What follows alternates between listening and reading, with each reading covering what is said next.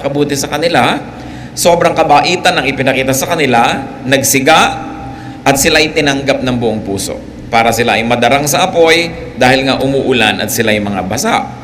Acts 28, 7-10. There was an estate nearby that belonged to Publius, a chief official of the island. He welcomed us to his home and for 3 days entertained us hospitably. His father was sick in bed, suffering from fever and dysentery. Paul went in to see him and after prayer, placed his hands on him and healed him. When this had happened, the rest of the sick on the island came and were cured. They honored us in many ways, and when we were ready to sail, they furnished us with the supplies we needed. So this is a first-person witness account of what happened, no, sa Book of Acts. So matapos sila itanggapin ng mga karaniwang mamamayan doon sa pulo na yon, merong isang mayamang lalaki na siya rin namang pangunahing pinuno ng lahat ng tao sa pulo na yon. May malaking kabuhayan, malaking mga lupain at magandang bahay, sila'y malugod na tinanggap sa bahay na yon. At dahil sa pagkakatara ni Paul sa bahay nitong si Publius, napag-alaman niya na ang tatay pala nito ay may karamdaman, nilalagnat at sira ang tiyan. At matapos ito ay ipanalangin ni Pablo at kanyang dinampian ng kanyang kamay na ginagamit ng Diyos para magpagaling, mahimala na gumaling ang matanda. Nang mabalitaan, syempre, ng lahat ng tagapulo, lahat pala sila may kani-kanya mga kamag-anak at sila man may mga karamdaman, dinala nila lahat kay Pablo at lahat sila ipinanalangin at nangagalingan. Lalo namang uminit ang pagtanggap sa kanila, lalo silang pinarangalan at nung handa na silang umalis sa pulo na yon, ay pinabaunan sila ng lahat ng kanilang kakailanganin sa paglalakbay. Let's take another look at the story and pray that the Lord will give us beautiful insights. So a servant of God, Paul, and a crowd of 275 others survived a shipwreck. Earlier in scripture, sinabi sa atin kung ilan yung laman ng barko. So 276 silang lahat kasama si Pablo. Pero bago nangyari ito, nagkaroon sila ng mga iba pang mga kaganapan. Kasi sinabi na ni Pablo sa kanila na alangan nang ituloy ang biyaheng ito kasi inabot na tayo ng masamang panahon. Pero si Pablo po ay laman ng barko na yon, kailangan dalhin sa Roma para litisin 10 ng kanyang mga kasamahan at ibang pasahero. Yung centurion na military head of the expedition asked the captain of the ship. Nag-advise na si Pablo na kung hindi pwedeng ituloy ito, mawawasak ang barko, mapalagay tayo sa panganib, mauubos ang mga kagamitan at kayamanan na kargamento. Pero ang tinanong nitong nagpapasya na centurion or military officer ay yung captain ng barko. At sinabi ng barko, pwede tayong maglayag. So yun ang sinunod, tumuloy sila. Pero ang nangyari nga, maraming hirap silang inabot at nagutom sila at walang makakain, natakot sila, nalulubog na ang barko. Acts 27, 22-24 and 26. But now, Paul says, I urge you to keep up your courage because not one of you will be lost. Nung natatakot na yung mga tao, pinalakas si Pablo ang loob nila. Only the ship will be destroyed. Last night, an angel of God stood beside me and said, do not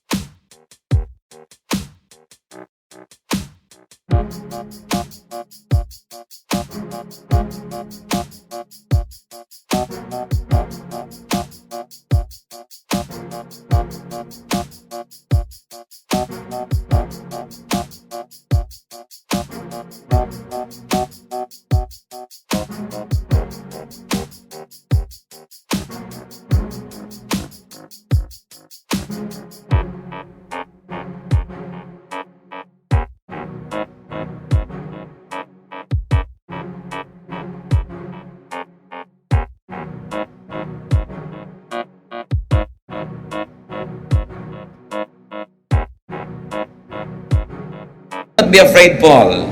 God has graciously given you the lives of all who sail with you. Nevertheless, we must run aground on some island.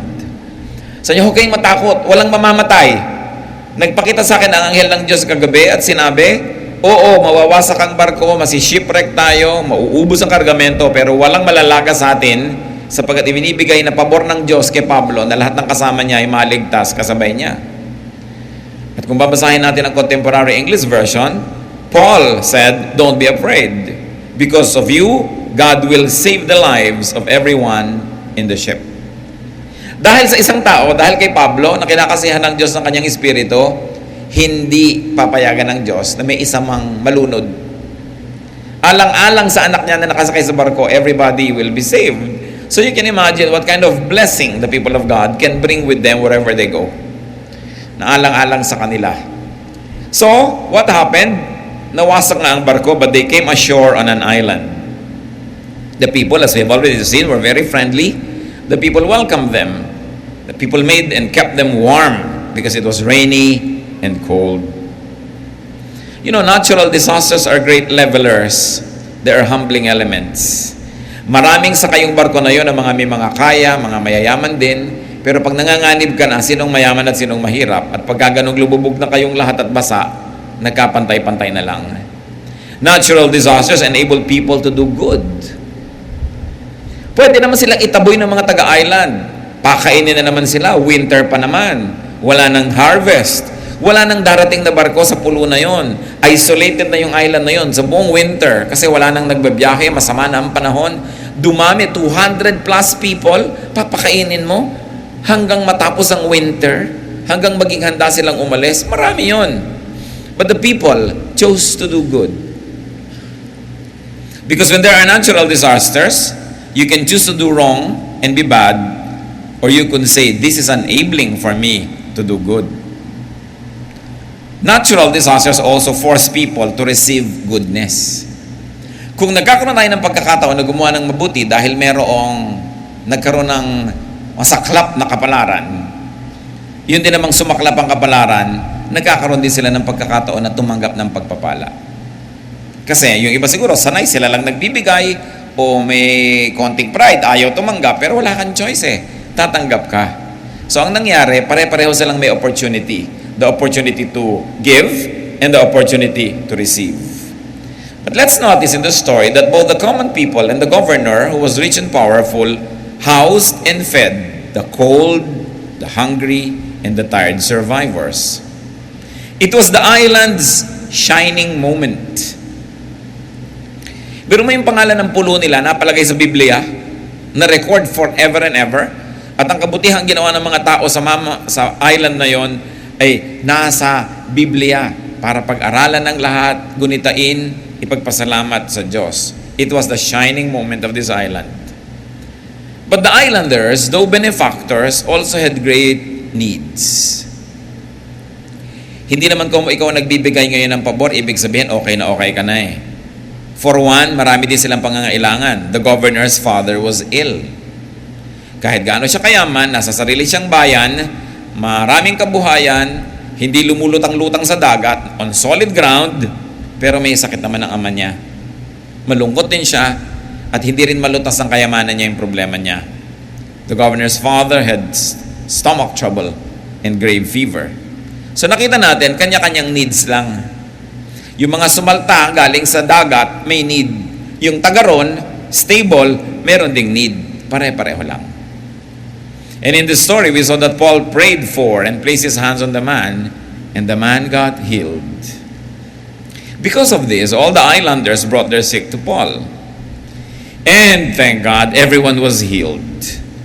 The islanders therefore respected Paul and his companions all the more, and gave them everything they needed. For the meantime, while they were on the island, and for the onward journey. At marami rin yun, kasi baon. You can see that the people really shelled out even of their own needs. Hindi nila inalintana ang sarili nilang pangangailangan, nag-share din sila. Remember, that yung mga sumalta doon sa island, that they lost everything they had. They were shipwrecked. You know? They survived a shipwreck. Some people survived fires. Many people survived floods. Iba't ibang uri ng disaster. Isa din ang ibig sabihin, it makes you very, very vulnerable, very weak. and very dependent on the goodness even of strangers. What are some of the lessons from the story?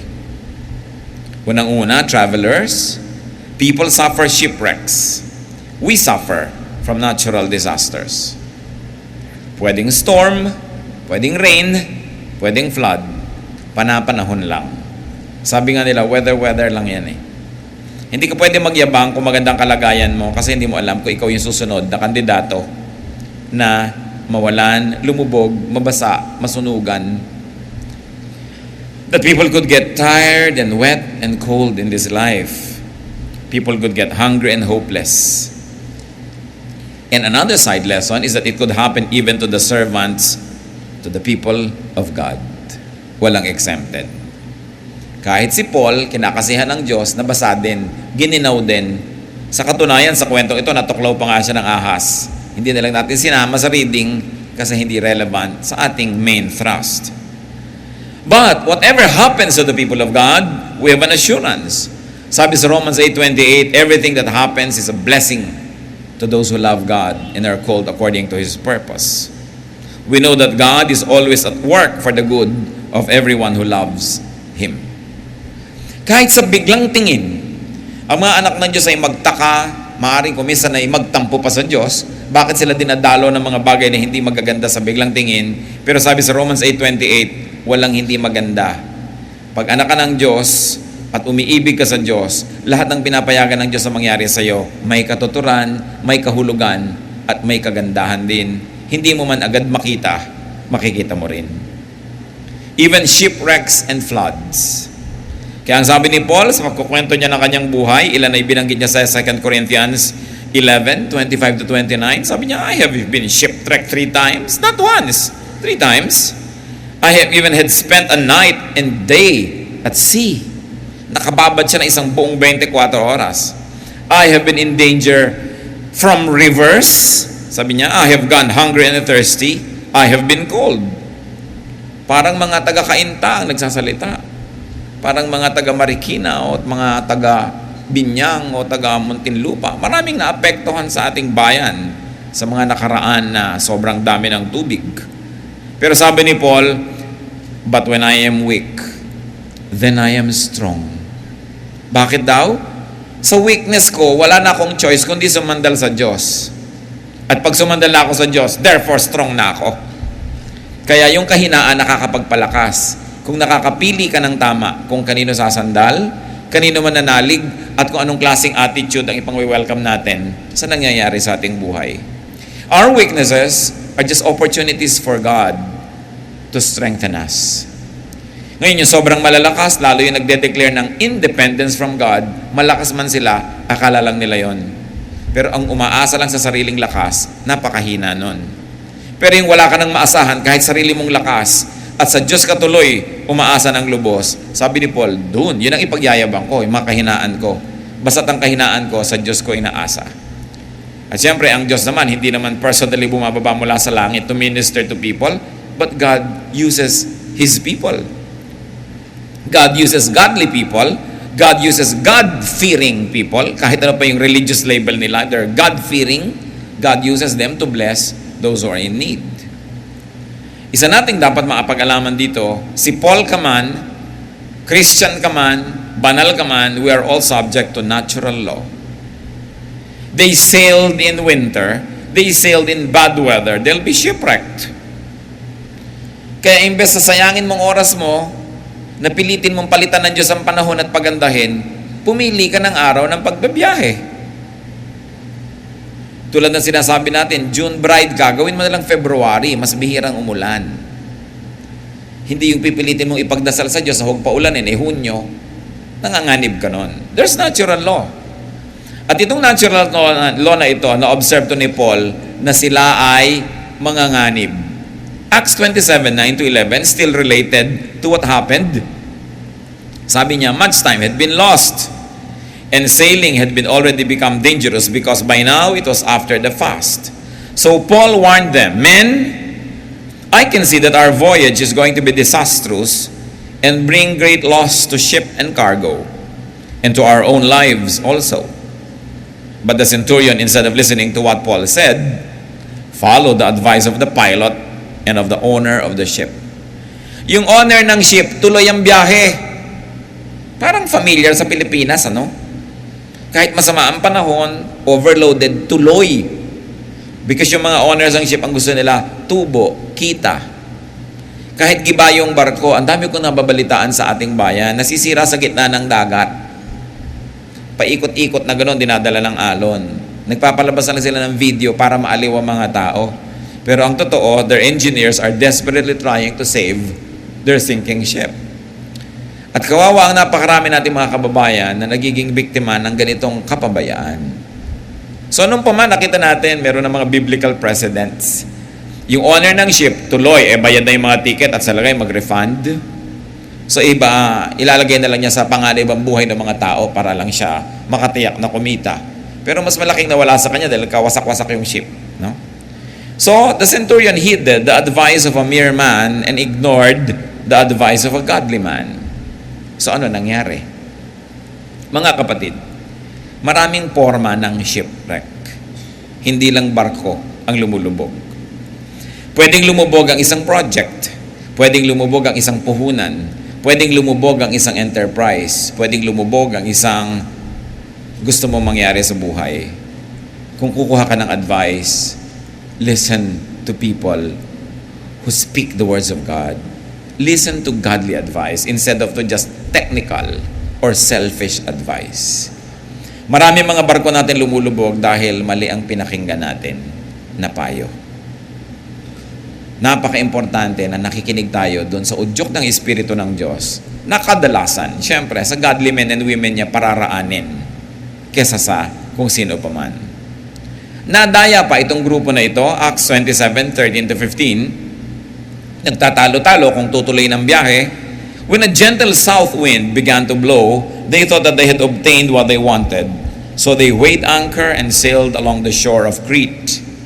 Before very long, a wind of hurricane force, called the northeaster, swept down from the island.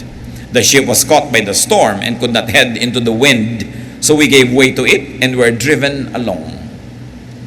Nung medyo may umihip na magandang hangin, sabi, ayan, okay na, lakad na tayo. Yung pala, hindi naman laging ganon. Biglang nabaligtad ang ihip ng hangin. They were deceived by an apparent good weather. Like many of us can be deceived by what seems to be a good advice. Kaya dapat sinusuri ang mga payo. Acts 27:21. After the men had gone a long time without food, Paul stood up before them and said, Men, you should have taken my advice not to sail from Crete. Then you would have spared yourselves this damage and loss. Young people, listen to the advice of your parents. Kahit kung minsan hindi yun ang gusto nyo, hindi yun ang mukhang masarap, hindi yun ang mukhang maganda, maliligtas kayo sa maraming problema kung marunong kayong makinig sa mga nakakatanda at mga nagmamahal sa inyo. At hindi lang yan for young people. Minsan ang matigas ang ulo nga, yung mga hindi young, kundi yung mga medyo mature na. Dapat marunong tayong makinig sa mga payo.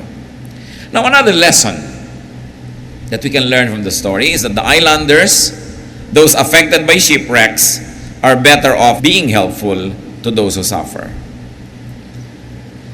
Mas mainam na kung may dumadating sa iyong nangangailangan, kahit ikaw mabawasan ng kakainin, maabala ka, mas mainam na maging mabuti kaysa hindi maging mabuti.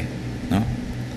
To receive, to go, and to reach out to the victims, to the survivors, to the needy. In this instance, it was the survivors that landed on their island. In some occasions, we have to be the ones to go to the survivors because they cannot leave their own islands. Tulad ng nangyayari ngayon sa maraming nakalubog na mga bahay, hindi makaalis yung mga tao doon sa loob, kaya namamangka ka para dalhin yung dalawang pagkain, dalhin mo yung gamot, dalhin mo yung doktor, kasi sila yung natrap sa island nila. Kung ano pa man, sa'yo dumarating o ikaw ang pupunta, kung may pagkakataon ka, nakita natin yung lesson from this story, do good to those who suffer, to those who have to endure their own shipwrecks. And it was good for them to build a fire for the sufferers, to make the people dry and warm, to receive the sufferers into their own homes, or to go to the homes of those who suffer and comfort them there. Tulad ng nagaganap ngayon sa marami sa ating paligid, Ang lahat ng mga taong lumubog ang mga bahay, walang maisuot, basa lahat, may putik pa, so dadalhan natin ang mga damit. Ibigin man nila magluto, wala silang iluluto, dinala na't inanod ng baha, at wala silang pangluto, dahil pati ang mga kalan nila ay mga nabasa, nawasak, so dadalhan mo sila ng lutong pagkain. Kasi nangangailangan sila. And it was very good for the islanders to respect them. Even us, even we, have to respect the people that we help. Kung minsan nakakakita ka namimigay ng mga relief goods, hinahagis na lang doon sa mga tao. Yung kanina, nandun sa bubong niya, sa paghabol doon sa lumilipad na bag ng konting bigas, nahulog pa sa bubong. Nakagat pa ng buhaya dahil may mga nakawala pang buhaya sa zoo. Yung kung minsan tutulungan mo yung mga tao pero lalaw na palala, at kung minsan pinagmumukha mo silang sobrang kawawa. Dahil sa pag-aabot mo, magbibigay ka ng mga panis na pagkain. Hindi mo naman siyempre pinanis. Pero kung minsan, sa katagalan ng pagkilo, sa panis na tuloy. Bibigyan mo ng canned corned beef o canned goods, wala ka namang dalang abrelata. Nawala na nga yung can opener nila. Ano nga ngat-ngatin nila ang lata? Maraming pagbibigay, hindi masyado nag-iisip. So, masarap magbigay, maganda yon, pero pag-isipan mo kung anong binibigay mo. Tayo mga kapatid, since some days ago, we have been distributing food sa Eastern Metro Manila, cooked food, lugaw food, hot food. Today, I went there myself and we distributed food. Anong mga laman ng food binibigay natin? Hindi ito pagmamalaki. Gusto lang nating isipin kung paano dapat nagbibigay and how God guides us. Inuna natin mga members natin. Siyempre, charity begins in the household of God. So anong instruction that I gave to our people? That each family should receive at least 5 kilos of rice. Aanin mo yung 1 kilo, pagkaluto, gutom uli. Dapat marami-rami. Kung maraming members of the family, doblehin mo yung ibibigay. So may hilaw na bigas, may mga delata, may mga kung ano-anong laman, may mga damit, kung nabasa lahat ng mga damit nila, pero merong ready to eat na food. What did we distribute today? Adobo, good for 6 people. Mga kanin na ibinalot sa dahon ng saging, nilagyan ng mga kamatis at itlog na maalat, at piling-piling na saging, mineral water, disposable forks and spoons, napkins. Kulang na lang candle para may candlelight dinner ang mga tao. Our policy when we give is, kung ikaw nakatanggap, what will you feel?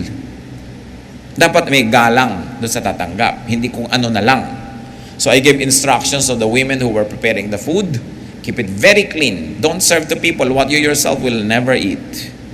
At yung iba, nagdadaldalan habang binabalot yung rice, naluto na. Kung walang daldalan, baka maligo ng mga laway nyo yung mga kanin.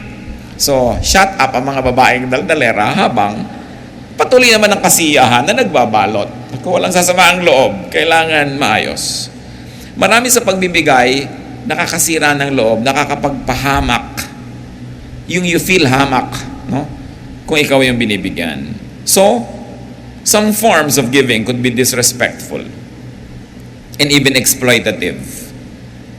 Sabi sa Matthew 6:3, but when you give to the needy, do not let your left hand know what your right hand is doing. May mga careless na pagbibigay, paparada sa isang magandang kalye, pila ang mga tao, ang dami, i-video, namimigay sila. Pero sabi ko, ang bibigyan nyo yung wala doon. Kasi yung mga nandyan, malalakas yan, malulusog, mga makalalaksang brasong umagaw pa ng mga ibibigay, hindi yan ang tunay na nangangailangan. Yung mga wala dyan sa pila, hindi makalis sa mga bahay nila, yun dapat ang mga puntahan. So we have instructions, brothers and sisters, at all our members in the East, and we have many churches there, sinusupply natin sila ng pagkain mula umaga, tanghali hanggang gabi. Lahat ng naaabot natin. And the instruction is, as long as we can do it, as long as there's a grave need and they cannot be on their own, we shall do it. Because charity begins in the household of God. But then, we will also begin tomorrow, and we have begun already, since yesterday, to feed also non-day-by-day people. Siyempre, ang Diyos naman colorblind sa pagtulong. Pero gusto ko lang unahin ang mga kapatid natin. Siyempre, gano'n ang mga tatay. Gusto mo yung mga anak mo munang secure mo. Pero pagkatapos nun, yung mga iba kasunod na rin. Hindi yun dahil meron tayong favoritism o dahil baka meron na nga, siyempre. Mga kapatid natin yun Dapat unahin, ano?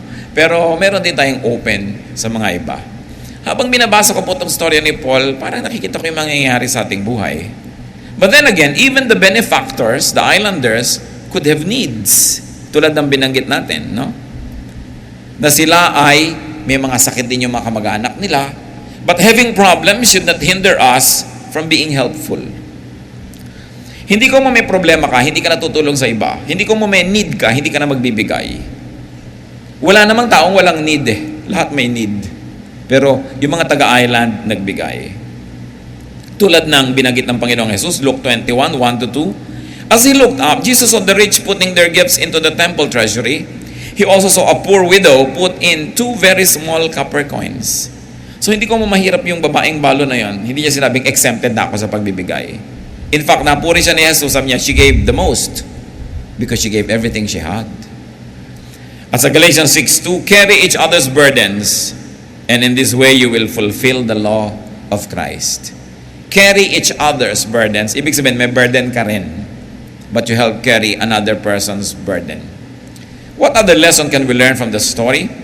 That beneficiaries could be helpful and could become blessings to the benefactors.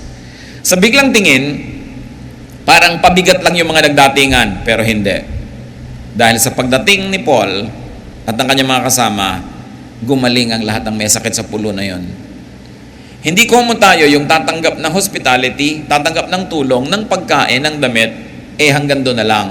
Dapat meron naman tayong gawin sa abot ng ating makakaya, and as God enables us to minister to those who minister to us. Dapat two-way ang relationship. Kung may nagpapaaral sa inyo, magbigay din naman kayo ng ginahawa, comfort o konsuelo. Kung may tumutulong sa inyo, bibigyan nyo rin ng tulong. At hindi ko mo ang nagbibigay sa inyo ay mayaman, ibig sabihin, hindi nyo na siya bibigyan ng kahit ano.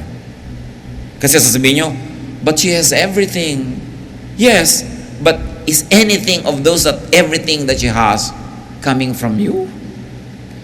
Kung minsan meron kang titang mayaman, may kapatid kang mayaman, meron kang kaibigan na mayaman, bigay ng bigay sa'yo, tapos hindi mo naman lang bigyan, dahil sasabihin mo, meron na naman siya lahat eh. Pero alam nyo, kahit ang isang tao may kaya at meron na siya ng sinasabi mong lahat, naghahanap pa rin yon ng pagmamahal mo. Naghahanap pa rin yon nung galing sa'yo. Kahit meron siyang 200 pares ng medyas, iba yung galing sa'yo. Kahit ang dami-daming pagkain sa bahay niya, iba yung may dala-dala kang isang siniguelas o isang kalamansi, iaabot mo sa kanya pagdating mo. Iba yun. Huwag niyong sasabihin, meron na siya ng lahat-lahat. Ang tanong, meron ba kayong binigay doon sa mga meron na yon? Huwag tayong nagkakait ng pagmamahal. Akala natin yung mga taong may kaya, wala na silang kailangan. Pero hindi. Kahit kayo yung tumatanggap, meron ding nasa inyo na kayo lang ang pwedeng magbigay sa tao na yon. Huwag niyong kakalimutan to be thoughtful even to people you think are so blessed and that they have everything. Now, we must also recognize blessings dressed as problems. When Paul and his company landed on shore, they seemed like just problems. Pakainin, dadamitan, i-accommodate. Pero hindi ganoon ang Diyos eh. Pag may ibinigay sa ang Diyos na problema, may kasamang solusyon. Pag may ibinigay sa ang Diyos na tutulungan mo, patutulungan ka rin sa Kanya ng Diyos. Pag may ibinigay sa ang Diyos na papalakasin mo, magpapalakas din sa Kanya manggagaling para sa iyo. Dahil ganoon ang sistema ng Diyos, laging pabalik-balik, paikot-ikot, everybody benefits. Pati ang relasyon ng Diyos, hindi one way.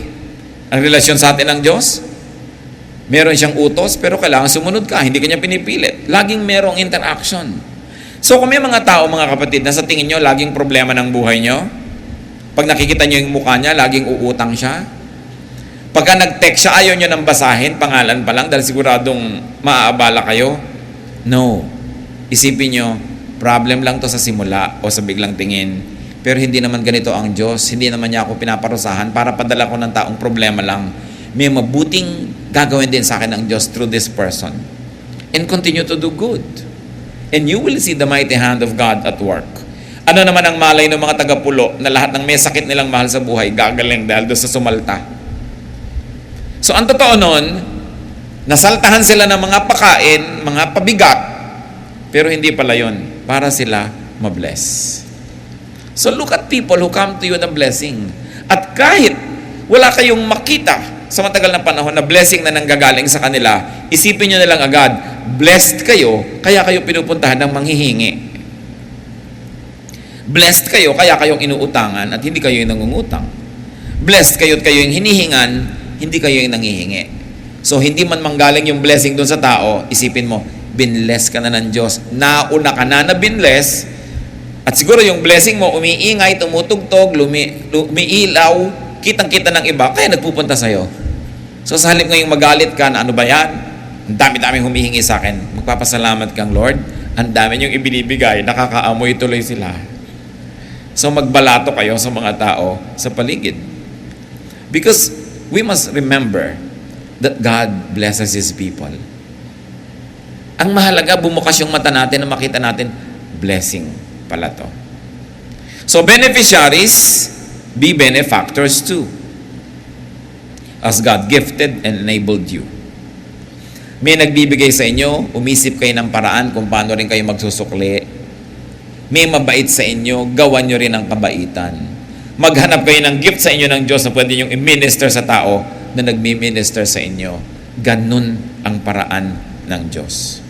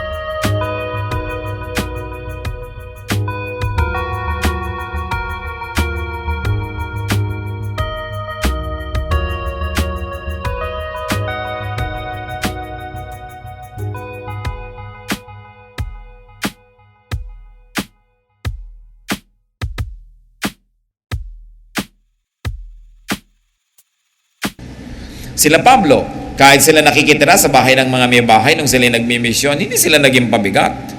2 Thessalonians 3:7-8, we were not idle when we were with you, nor did we eat anyone's food without paying for it.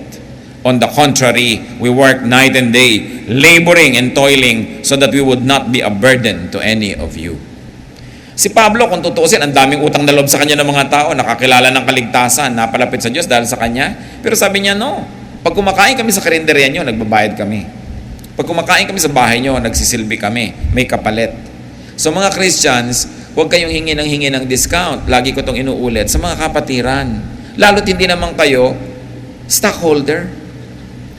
Nung namuhunan yung tao, nung naghirap magtayo ng tindahan, hindi ka kasali. Ngayon gusto mo may discount. Mahiya ka. Dapat nga pag binibigyan ka pa ng discount nung kapatiran, sabi mo, no, okay lang, babayaran ko buo. Hindi ako mayaman, pero gusto kong maging supportive sa negosyo mo. Blessing ako sa'yo, hindi curse. Dapat ganon na, hindi yung hirap na hirap ang mga kapatiran natin dahil walang ginawa yung mga brothers and sisters kundi humingi ng diskwento. O gusto pa, libre. So nyo, hindi, babayaran ko. Para sa mga paminsan-minsan na pagkakataon na hindi mo talaga kayang magbayad ng buo, doon mo na lang tanggapin yung discount. Pero habang may ibabayad kang buo, ibayad mo. It is a privilege to be helpful to a brother or a sister's business. Hindi yung naging pabigat ka. So be a blessing, though you might be a recipient. Walang recipient lang. Titingnan nyo ang tao, humihinga, recipient. Pero hihinga rin palabas. We give, di ba? We give carbon dioxide to the plants, and the plants give us oxygen. It's a beautiful mutual relationship. Ganun lagi. Huwag kayong papayag, mga kapatid, na may nagbibigay sa inyo, hindi kayo nagsusukli. Maybe another kind, another way, another time, but always. So be a blessing, though you might be a recipient, as we have said, and let encounters and relationships be mutually edifying and enriching. Tuwing may relasyon kayo, kaibigan, kamag-anak, dapat pareho kayong nakikinabang, hindi lang ikaw. Kung hindi mo man masuklian ngayon, maghanda ka sa pagdating ng panahon na magsukli doon. Romans 14:19, let us therefore make every effort to do what leads to mutual edification. So see how God turned the shipwreck into a blessing for all, especially the islanders. Sila talaga ang nakinabang. Sabi ng Diyos, give and it will be given to you. Luke 6:38, given it will be given to you, a good measure, pressed down, shaken together, and running over, will be poured into your lap. For with the measure you use, it will be measured to you. And remember, when you give, respect your fellow human beings. Ang pagbibigay kasi, very sensitive yan. Nagbibigay ka ng ulam, bigay mong maganda. Hindi yung hahagis mo na lang yung ulam sa plato nung gusto mong bigyan. Kumakain na nga siya pero masama ang loob sa'yo. Alam nyo kung ano yung sayang na pagbibigay? Natanggalan ka na, nabawasan ka na, nasaktan ka na, napagod ka na, na nagbigay, tapos yung binigyan mo, ang totoo, inis pa sa'yo. Kasi nakakainis kang magbigay. Nagbibigay ka, may kasabay na bunganga. Nagbibigay ka, may kasabay na sumbat. Nagbibigay ka, padabog. Nagbibigay ka, masama ang mukha mo. Sayang yung kabaitan mo kasi ang matatandaan ng tao, yung inis niya sa'yo. Sayang. So pag nagbibigay ka na, be very nice, be very gracious, total binibigay mo na eh. Ando na yun eh. Dagdagan mo na ng graciousness, dagdagan mo na ng cheerfulness, at mamahalin ka nung pinagbibigyan mo. Maraming kanyang palabigay, pero pangit ang paraan ng pagbibigay, wala ring tumatanaw, naiinis pa sa kanila. So, tandaan din natin mga kapatid, strength or weakness, abundance or poverty, being a benefactor or a beneficiary are all temporary. Hindi ka nakakatiyak na laging ikaw yung malakas. So kung malakas ka, tulungan mo yung mahina. Baka bukas ikaw naman yung mahina. Hindi ka nakakatiyak na lagi ikaw yung meron. Sa pamilya nyo, ikaw lagi meron, yumabang ka na tuloy. You are not sure. Gumugulong ang kapalaran ng buhay. Naiiba bigla sa isang iklap. Tulad ng naganap na baha, sinong nagsabi at nag-isip na mangyayari yon? Walang nauna, pero ayan, may una na. Nakikita natin, hindi ka pwedeng magyabang. Hindi mo hawak ang buhay, marami kang hindi alam. So habang ikaw ang pwedeng maging mabuti, ikaw ang gumawa ng mabuti. May naitanim ka, kung dumating man ang panahon, ikaw ang mangailangan ng kabutihan. At pag gumagawa tayo ng mabuti, magalang pa rin. Magalang ka sa nagbibigay sa'yo. Tao ka. Pero yung totoong tao, magalang siya sa binibigyan niya. Doon mo malalaman yung tao pagka, ano bang behavior mo sa binibigyan mo? Siyempre yung nagbibigay sa'yo, nangungupo ka ba doon, ang bait-bait mo, good morning ka na good morning doon. Makikita nyo itong mga kapatid, sa asal lang isan sa atin. Yung mahilig mag good morning, may good morning sa simula. Pag ang tinetextan, yun ang may kapangyarihan o yun ang hihingan. Pero yung binibigyan mo ba, nag-good morning ka pa? Good morning, pumunta ka sa bahay, daanan mo yung inuutang mo. Kasi daan ka. May drawing pa yung screen ng iyong text. Pag magalang ka sa umaasa sa'yo, binibigyan mo, maka-Diyos ka nga. Kasi siyempre, magalang tayo doon sa pinapakinabangan natin. Eh yung nakikinabang sa atin, magalang pa ba tayo doon? Doon, makikita si Jesus. Ang galang-galang niya kahit sa mga pinapagaling niya, pinapakain niya, wala siya ni isang pinagpakitaan ng kagaspangan. So, Kristiyano tayo, yun ang ating tularan. Isa pang paalala sa atin, we all experience storms. Every one of us experience storms and floods and earthquakes, fires, hunger, poverty, illness, hopelessness. But we are here to help and respect one another. Igagalang mo yung dumadaan sa hirap. You don't look at their nakedness. You try to swerve your sight and not look and just give them a blanket to cover their bodies. You don't gloat at people's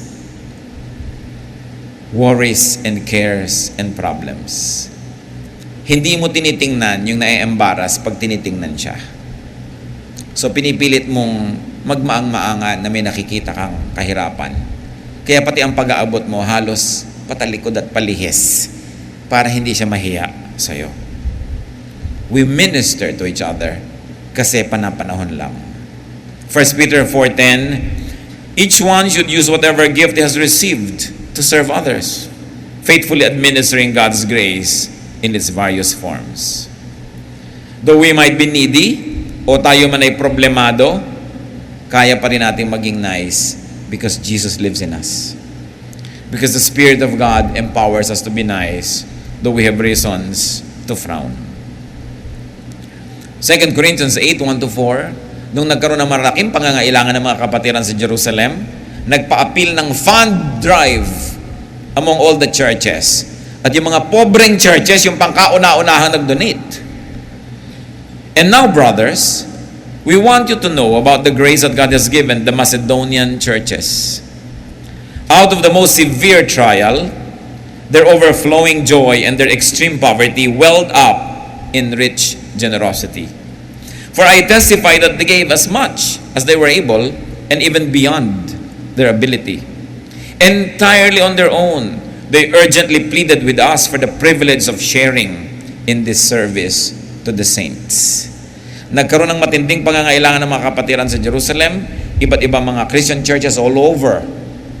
Hindi pa itong pinakapobre, the churches in Macedonia.